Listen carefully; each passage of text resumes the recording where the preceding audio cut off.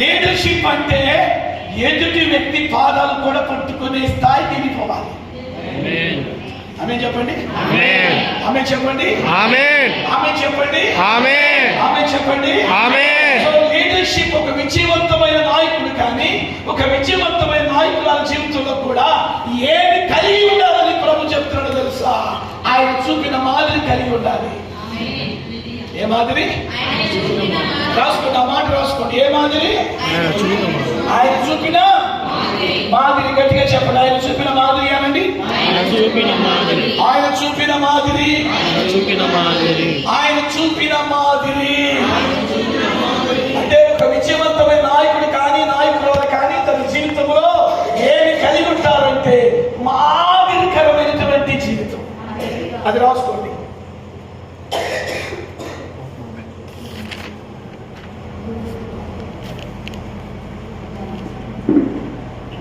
మాదిరికరమైనటువంటి జీవితం. ఇక్కడ నేను మీకు ఇందాక దైవ సేవకులకి నేను పాదపరిచయం చేశాను కదా. మీకు వీలైతే పెద్దయ్య గారి పర్మిషన్, దీనయ్య గారి పర్మిషన్ తీసుకుని మీరేం చేయాలంటే ఈ మంత్ ఎండింగ్ లోపు ఒకళ్ళ పాదాలు ఒకళ్ళు కడుక్కుని మీరు వెళ్ళండి. సో ఈ పాద పరిచర్య ఏం చూపిస్తుంది అంటే ఫస్ట్ యేసు ప్రభు చెప్పిన ఆజ్ఞ నెరవేర్చబడుతుంది అనడానికి సూచన. సో ఆయన చేశాడు కాబట్టి మనం కూడా చేయాలి. ఈ పాద పరిచర్య రెండోది ఏం చూపిస్తుందంటే తగ్గింపు. అమ్మా చెప్పండి, తగ్గింపు. చెప్పాలి ఏంటది? తగ్గింపు.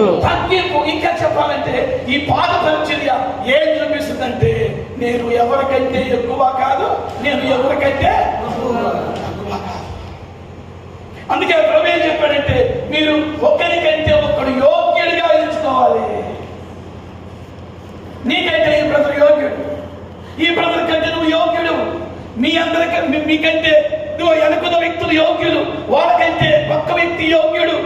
నాకంటే మీరందరూ చెప్తున్నాను, నాకంటే మీరందరూ యోగ్యులు.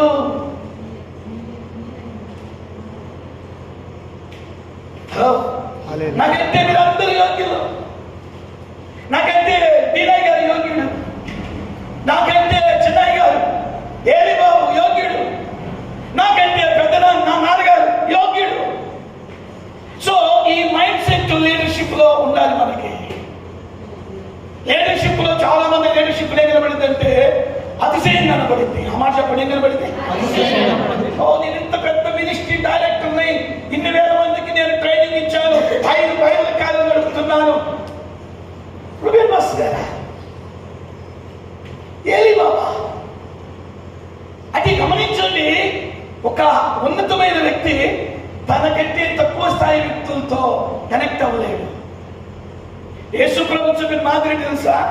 ఆయన దేవుడు అయి ఉండి అందరితో కనెక్ట్ అయ్యాడు. అది ఆయనలో ప్రత్యేకత. ఒక నాయకుడు ఎప్పుడు కూడా ఏం చేస్తాడంటే ఎదుటి వ్యక్తులతో కనెక్ట్ అయిపోతాడు. మా నాన్నగారు చూడండి, జ్ఞానం కలిగిన వాళ్ళతో కనెక్ట్ అవుతాడు, జ్ఞానం లేని వాళ్ళతో కూడా కనెక్ట్ అయిపోతాడు. ఆయన ఉన్నతమైన వ్యక్తి. ఆయన రిలేషన్స్ అన్ని కూడా టాప్ బిగ్ షాట్స్ తో ఉండింది. పెద్ద పెద్ద వాళ్ళతో పని చేయాలి, అట్ సేమ్ టైం చిన్న వాళ్ళతో కూడా. నేను నాకు మధ్యాహ్నం భోజనం చేస్తుంటే ఏలి బాబా ఆపాడు. అనే ఈరోజు ఆఖరి రోజు కదా, నాతో భోజనం చేయి నానా, నేను మేమందరం కూర్చుంటాం, మాతో భోజనం చేయలేకి. సరే సిస్టర్ గారిని వాళ్ళని పంపించాను, మమ్మీ నేను భోజనం చేస్తారండి అని. సరే నేను భోజనం చేస్తా ఉంటే ఎంతకీ రాడే నాన్న. నేను అడిగాను, ఏలి డాడీ వేర్ ఇస్ డాడీ నాన్న అంటే, డాడీ స్టూడెంట్స్ కలిసి తింటున్నాడు అన్నయ్య. తిన్నాడు స్టూడెంట్స్ కలిసి తింటాడని నేను ఏం బాబు చెప్పగానే ఒక మినిస్ట్రీ డైరెక్టర్, ఒక ఉన్నతమైనటువంటి నాయకత్వం ఉన్నటువంటి నాన్నగారు. నిజంగా చూడండి ఎంత తగ్గింపు. యేసు ప్రభు కూడా ఆయన మాదిరితనాన్ని మనకు చూపించి వెళ్ళారు.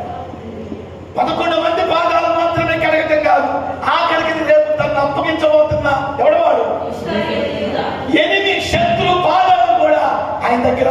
నిజంగా నేను అనుకుంటాను, నిజంగా వాడికి నిజంగా సెన్స్ ఉంటే, ఆ ఇస్కరియోతు దానికి మానవత్వం ఉంటే నిజంగా అప్పుడే మారు మనసులోకి వచ్చాక కాపాడాలి.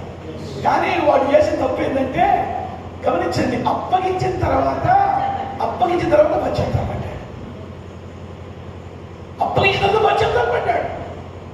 సో ఆ రాత్రి కనుక పట్టుకోవాల్సిన ఆయన పాదాలు పట్టుకుంటే ఎలా ఉండేదో. కానీ లేఖనం నెరవేరాలి కదా. ఏం నెరవేరాలి? లేఖనం నెరవేరాలి అంటే వాడి హృదయం ఏమవ్వాలి? కఠినపరచబడాలి. సో ఆ భాగంలో వాడి పాదాలు కూడా ప్రభువుకి అడిగాడు. పేదల దగ్గరికి వచ్చి పాదాలు కడుగుతుంటే పేదలు అన్నాడు, నువ్వు నా పాదాలు కడగండి, నువ్వెన్నడూ నా పాదాలు కడగవు, నువ్వెన్నడూ నా పాదాలు కడగకూడదు.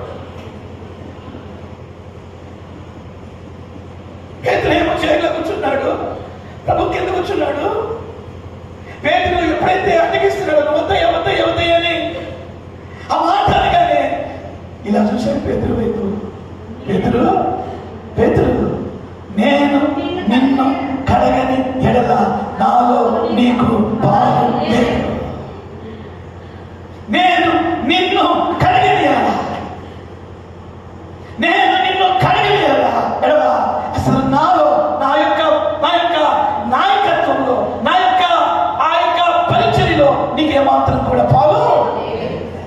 అప్పుడు ఎప్పుడైతే ఆ మాట ప్రభు అన్నాడు, పేతురు అంటాడు, ప్రభా నీలో నాకు పాలు కావాలి కాబట్టి నా చేతులను మాత్రమే కాదు, నా పాదములు మాత్రమే కాదు, నా తలను కూడా చెప్పండి ఏమన్నాడు, నా తలను కూడా కడగమన్నాడు. సో లీడర్షిప్ లో ఒక అద్భుతమైనటువంటి ఆ విషయం ఏంటంటే మన జీవితంలో ప్రభు చూపిన మాదిరి మనం చూపించాలి. ప్రభు చూపినటువంటి ఆ యొక్క మాదిరికరమైనటువంటి జీవితం, ఆయన ప్రేమలో మాదిరి, ఆయన క్రియలో మాదిరి, ఆయన విశ్వాసంలో మాదిరి, ఇంకా చెప్పాలి అంటే పిల్లలు ఆయన తగ్గింపులో కూడా. మాట పలకండి, చెప్పండి దేంట్లో? తగ్గింపులో కూడా రాబోయే కాలంలో మిమ్మల్ని అందరినీ దేవుడు గొప్ప నాయకులుగా చేయబోతున్నాడు.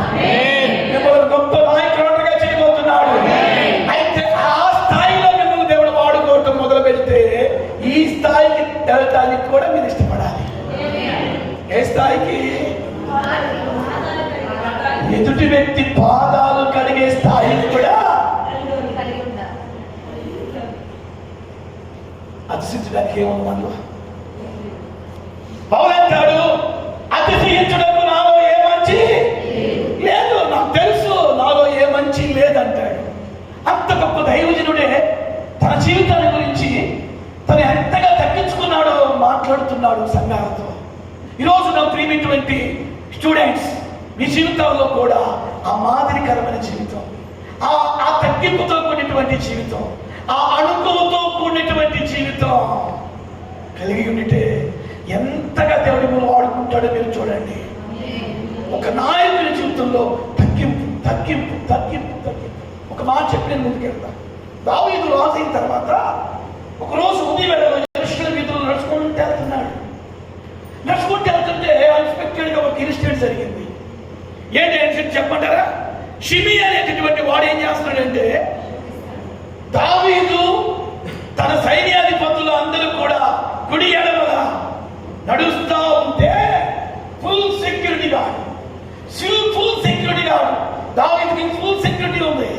యోబు ఉన్నాడు, సైనికులు ఉన్నారు. ఈలోపు ఒక అన్ఎక్స్పెక్టెడ్ ఇన్సిడెంట్ జరిగింది.